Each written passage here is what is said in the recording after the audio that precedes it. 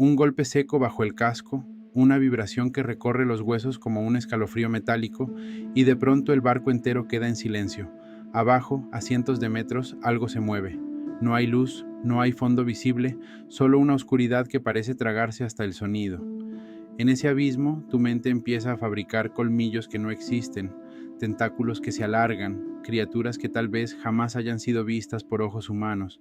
El corazón late tan rápido como si tratara de huir por su cuenta, pero tu cuerpo permanece encallado en el terror. Ese instante, el momento exacto en que la imaginación se desborda porque no hay nada que mirar, es el hogar natural de la talasofobia, el miedo ancestral a las profundidades del mar. Dicen los neurólogos que basta un segundo de incertidumbre para que el cerebro libere la misma avalancha de hormonas que un depredador hambriento nos provocaba en la sabana africana. Quizá por eso, a lo largo de toda la historia, incluso los pueblos con más cercanía al mar han tejido leyendas sobre monstruos, dioses caprichosos y mundos hundidos. Avancemos hasta la Grecia clásica. El mismo pueblo que acuñó la palabra Thalassa para nombrar al mar inventó también a Escila y Caribdis, dos horrores que habitaban los pasos estrechos y obligaban a los marineros a elegir entre ahogarse o ser devorados. Homero describía a Escila como un monstruo de 6 cabezas y Caribdis como un remolino capaz de tragarse la flota entera de Odiseo 3 veces al día. Pero detrás de la mitología yace un dato poco mencionado. En aquel estrecho de Mesina, las corrientes submarinas realmente originan torbellinos súbitos que pueden arrastrar embarcaciones pequeñas. Así, la talasofobia se mezcla con la experiencia tangible. El mito y la física quedan unidos para siempre en la memoria colectiva. Uno podría suponer que la llegada de la ciencia disipó estas nieblas. Después de todo, la Ilustración transformó monstruos en especies catalogadas y convirtió los márgenes sin nombre en latitudes precisas. Sin embargo, las ondas y los sextantes trajeron un giro inesperado, demostraron lo poco que de verdad sabemos. Cuando James Cook midió profundidades superiores a los 7.000 metros en la fosa de las Nuevas Hébridas, su cuaderno reveló un enigma. El plomo tardaba tanto en tocar el fondo que los marineros empezaron a bromear con haber perforado el planeta. El abismo resultó ser una bóveda tan vasta que la mente humana, acostumbrada a colinas y ríos, no tenía parámetros para dimensionarla. El miedo entonces se mudó de los monstruos a la escala misma del océano. A mediados del siglo XIX, el navío británico HMS Challenger emprendió la primera gran expedición oceanográfica. Llevaban microscopios, dragas de sedimentos y más de 146 kilómetros de cable para medir la profundidad. Cada noche, los marineros contaban chistes sobre pulpos que podían sostener el barco como un juguete, pero la verdadera sorpresa llegó cuando extrajeron del fondo un molusco con concha de cristal y ojos que recordaban a los de un insecto alienígena. Frederick Thompson, científico jefe, escribió: "El infierno de Dante parece poca cosa frente a la arquitectura de la naturaleza en el reino abisal". Su informe, irónicamente, intensificó la talasofobia en el público europeo. A veces, la ciencia no apaga la llama, la aviva. Cambiemos de escenario. Es la madrugada del 15 de abril de 1912 y el Titanic se hunde. Para muchos pasajeros, el terror no es el impacto ni la hipotermia, sino la nada que hay debajo. Un superviviente, William Carter, confesaría décadas después que escuchó crujidos gigantescos desde las profundidades mientras flotaba en un bote salvavidas. Probablemente eran remaches y planchas quebrándose bajo la presión, pero en la mente de Carter eran criaturas acechantes. El hundimiento del Titanic inauguró la era moderna de la talasofobia colectiva. Los periódicos no solo contaron una tragedia técnica, ilustraron un océano con apetito propio. El siglo XX llevó ese miedo al cine. Cuando Spielberg soltó su Tiburón Blanco en 1975, las playas estadounidenses registraron la menor afluencia en casi una década. Pero el verdadero punto de inflexión llegó en 1989 con la primera filmación del calamar gigante vivo. La criatura recorrió los titulares como un fantasma que al fin se dejaba ver. Medía casi 14 metros y poseía el ojo más grande del reino animal, del tamaño de un balón de baloncesto. La conclusión fue inmediata: si este monstruo había escapado a la mirada humana durante milenios, ¿qué más podría esconderse en la grieta más profunda? Hablemos un momento de dimensiones. El monte Everest se alza 8.848 metros sobre el nivel del mar. Ahora inviértalo. El punto más profundo conocido del océano, el abismo Challenger en la fosa de las Marianas, se hunde 10.984 metros. Si depositáramos el Everest dentro, su cima quedaría a más de 2 kilómetros de la superficie. Ese dato, por sí solo, pulveriza cualquier sensación de control. Somos criaturas de tierra firme que construyen rascacielos e inventan satélites, pero el 95% del fondo marino sigue sin cartografiar. En otras palabras, cada mapa global impreso hasta hoy oculta un continente invisible del tamaño de Marte, sumergido en tinta azul. La mente moderna lidia con esa incertidumbre de forma peculiar. En foros de Internet, la palabra talasofobia acumula millones de búsquedas. Imágenes de nadadores diminutos sobre fosas negras, barcos vistos desde abajo como esqueletos flotantes, ballenas emergiendo sin aviso. El miedo se ha digitalizado, compartido en píxeles que reactivan, con un clic, circuitos cerebrales diseñados para evitar depredadores. Lo más curioso es que muchos usuarios que consumen este contenido confiesan no temer al mar en la vida real. El impacto emocional basta para engancharlos. Nuestro cerebro, doméstico o salvaje, sigue programado para respetar lo desconocido. ¿Pero es solo un miedo más? Los psicólogos dicen que no. La talasofobia comparte áreas neuronales con la acrofobia, el miedo a las alturas. Ambas activan la amígdala, responsable de procesar amenazas, y el córtex periacueductal, encargado de planificar la huida. Sin embargo, la talasofobia añade un ingrediente único: la disolución de fronteras sensoriales. En la cima de un rascacielos hay tierra bajo los pies. En el océano no hay nada sólido que nos recuerde quiénes somos. La identidad se siente en peligro porque el cuerpo pierde referencia. Es un miedo existencial antes que físico.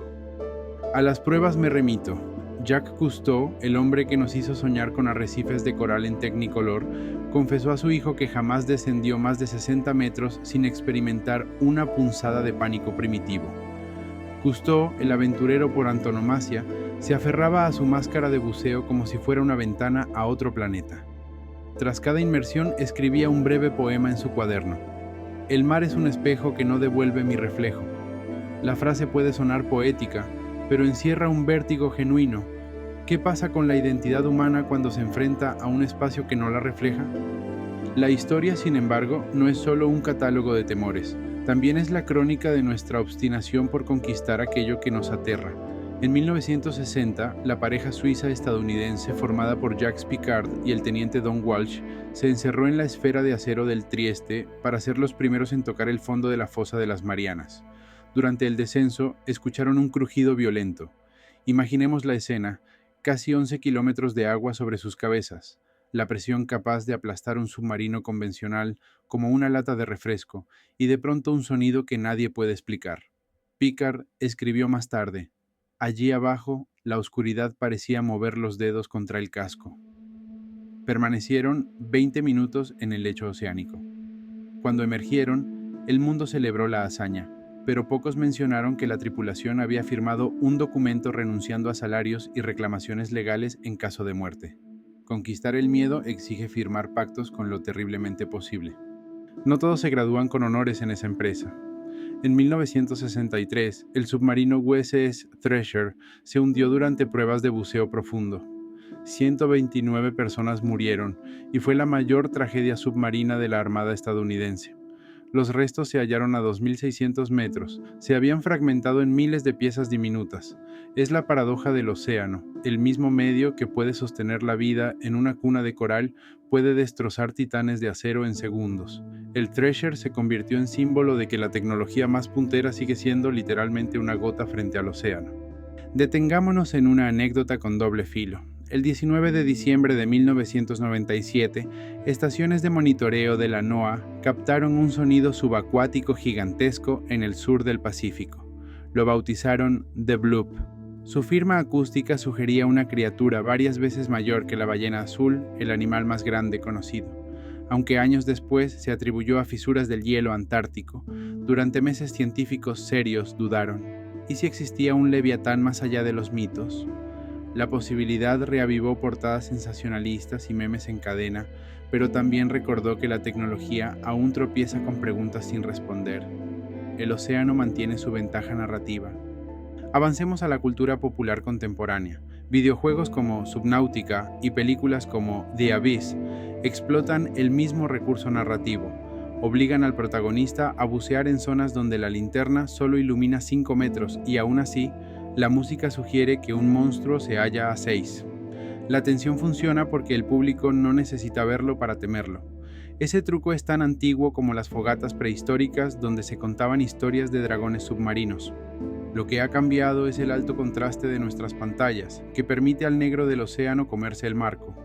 Regresemos a la perspectiva histórica. Durante la Segunda Guerra Mundial, más de 3.500 buques aliados fueron hundidos por submarinos alemanes. Muchos marineros sobrevivieron a la explosión inicial, pero murieron después por hipotermia o deshidratación. Los testimonios hablan de alucinaciones colectivas. Veían islas que no existían, ciudades sumergidas, luces que salían del fondo y se alejaban. Los psiquiatras de la época acuñaron una expresión: delirios marinos colectivos. Descubrían sin saberlo que el océano es un laboratorio extremo para la mente humana. La combinación de agotamiento sensorial y peligro real dispara fantasías de rescate y pesadilla a la vez. La talasofobia, así, se convierte en un prisma que distorsiona la realidad hasta hacerla incomprensible.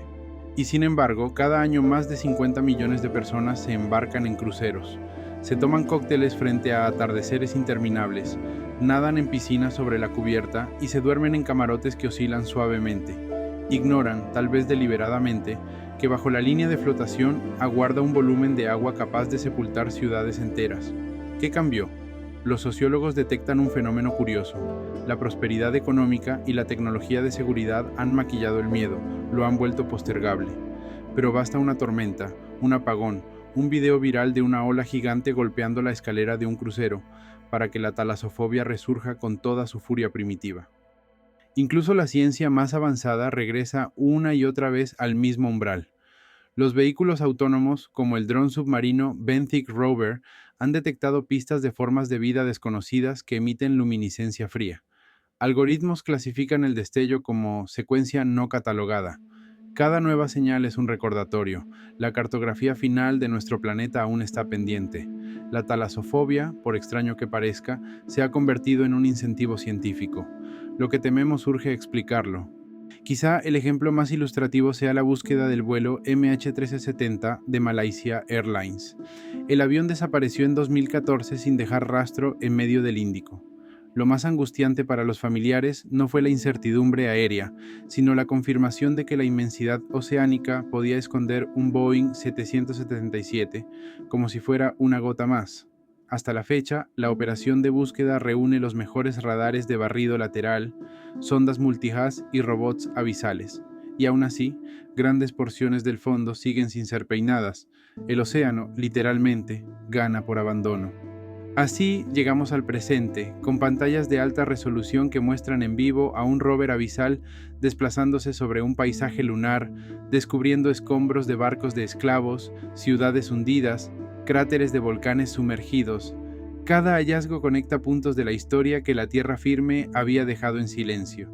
Precoloniales mayas que comerciaban sal por su red de puertos costeros, galeones españoles que trajeron a Europa las primeras papas y murieron frente a tormentas caribeñas, submarinos soviéticos que todavía gotean historias sin desclasificar en el fondo del Báltico. El océano es también un archivo y quizá la talasofobia sea la guardiana que protege esos pergaminos sumergidos. Y entonces entenderás la paradoja final. La talasofobia no es solo un miedo, es un puente, un recordatorio de que aún quedan fronteras que desafían nuestra arrogancia, que el planeta conserva lugares donde la palabra conocido pierde sentido y la imaginación retoma el timón. En ese abismo late la verdadera grandeza de la especie humana, la capacidad de temblar y aún así avanzar, de estremecerse ante la oscuridad y aún así encender una linterna, de inventar dragones y, siglos después, descender a preguntarles su nombre. Tal vez nunca domestiquemos del todo la noche líquida que rodea nuestros continentes, pero cada historia, desde Scylla hasta el Bloop, desde el Titanic hasta los drones abisales, nos recuerda que el miedo puede ser una brújula, una que señala no solo el peligro, sino la promesa de conocimientos que apenas empezamos a imaginar, porque al fin y al cabo ningún mar es tan profundo como nuestra curiosidad.